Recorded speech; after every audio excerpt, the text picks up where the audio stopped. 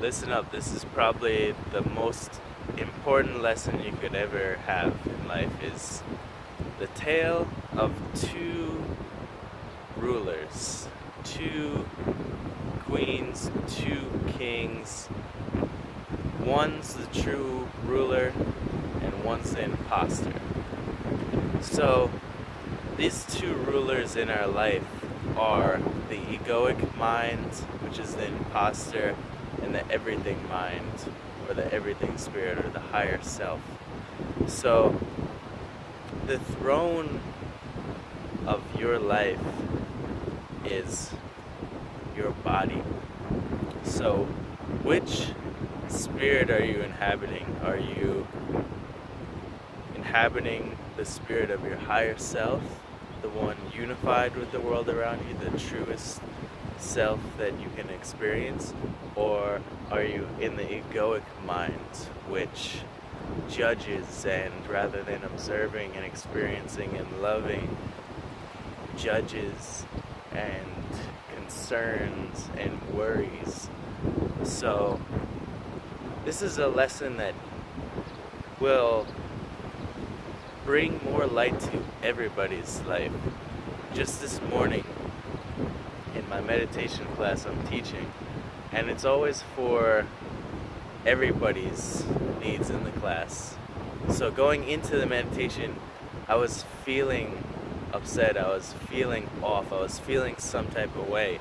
And during the meditation, we focused on letting go, and not just letting go, but of feeling out the energetic blockages in your body and discerning and observing them. So I noticed all the energetic blockages in your body can directly correlate with the false ruler or the false emperor or the egoic mind. So literally picturing yourself as if you're kicking out that ruler, dethroning that ruler, dethroning that queen, dethroning that king, sending them packing on their way, and then putting in place the new ruler, the highest self, the highest queen, the highest king, the empress or the emperor, the true ruler, and feeling that celebration within every aspect of your body, within your cells, within your hands, within your eyes, within every follicle and aspect of your being will be rejoicing, because it's like dethroning the tyrannical ruler who was concerned and worried and commanding the arm to raise and commanding the eyes to see, and rather than just observing and experiencing and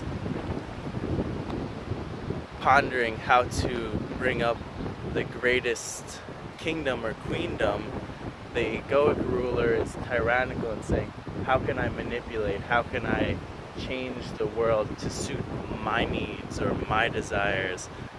But when you kick that ruler out and you bring in the true queen, the true king, the true ruler, you start to feel the whole kingdom and queendom of your being rejoice.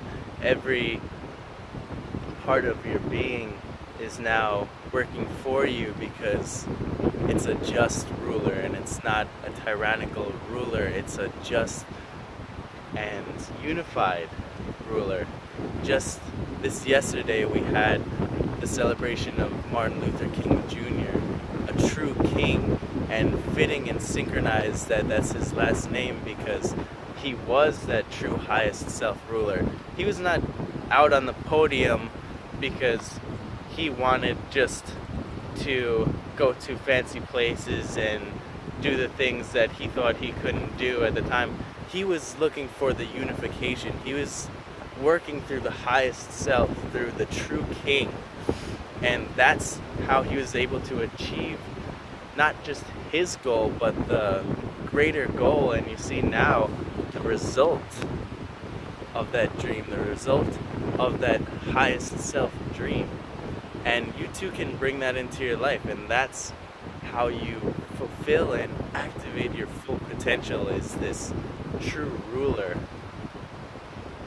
getting into the highest self and getting out of the monkey mind or egoic mind. And literally, it will feel at times like you are indeed kicking out this tyrannical ruler. So anytime you start to feel judgment, anytime you start to feel that sensation of just, oh, what is going up? Why am I not as gracious as I need to be? Why am I not as loving as I need to be? Why I? Start to just reverberate the sound in your heart, we, and just allow yourself to get into the we consciousness. The we is greater than I, the we is greater than me. So in this new consciousness, which is not really new, it's the inner child, it's the highest self. It's you start to melt into the world around you, you start to flow and be in current with the spiritual flow, and this world that we allow the tyrannical ego to judge and to say, oh, this is bad, blah blah blah blah. Once you get that ruler out of power, you start to see, oh, nobody's flowing with that wavelength because nobody wants to serve a tyrant. Nobody wants to serve a tyrant unless they're fearful. And then it's not even genuine. It's not honor. That's fear. It's not respect. That's fear if you fear somebody and do something for them out of fear. So when you're in your highest self, when you're your true king, true queen, you are in service to everything. You are in service to the everything, the all that is, God, goddess, spirit, Big Bang, source, whatever you call it. You're in service to that, in service to everything around you, and not at the point where you're depleting the resources of your kingdom or your queendom, but in the point where you're adequately and efficiently using your spiritual resources, your emotions, your feelings, your energy flowing through you in this higher self to build a better world and to create a better frequency, to rise above, to rise to new heights, to create and manifest dreams like the king who we just celebrated yesterday. So this is all a lesson of unification. Nothing great was done by the act of a tyrant. Anything that was created out of that act of the tyrant was created for that person and was created in that energy. But everything created out of love, everything created out of that highest self, you get things like the Taj Mahal. You look at the Taj Mahal, everybody's in wonder. People are filling that place constantly because it was built by a Shah, by a king.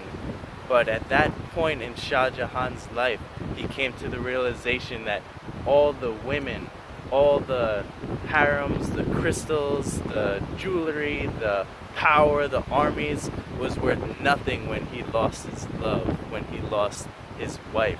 And that's why the Taj Mahal was built. It was built out of that, not only that feeling of love, but that feeling of despair from the ego, of that egoic attachment, that lack of unity. And once Shah Jahan's wife died, he looked and said, what can I make? What can I create that will show the world not only our love and our relationship, but show the world something that is that love, that is that higher self, that highest achievement, that wonder, that awe within your heart, that awe within your spirit that brings you closer to source. So work on consciously, now that you've watched this video, now that you digested and absorbed this quote-unquote wisdom about the two emperors. Observe this in your life. When you're feeling sad, ungrateful, you're feeling like things aren't flowing towards you, start to, okay, kick out that egoic thinking and start to get into your bliss, start to get into unification and literally melting into the world around you. And watch as more and more and more and more unlimited blessings flow to you, because the universe serves you through karma. If you serve everything, everything will serve you. Peace and love.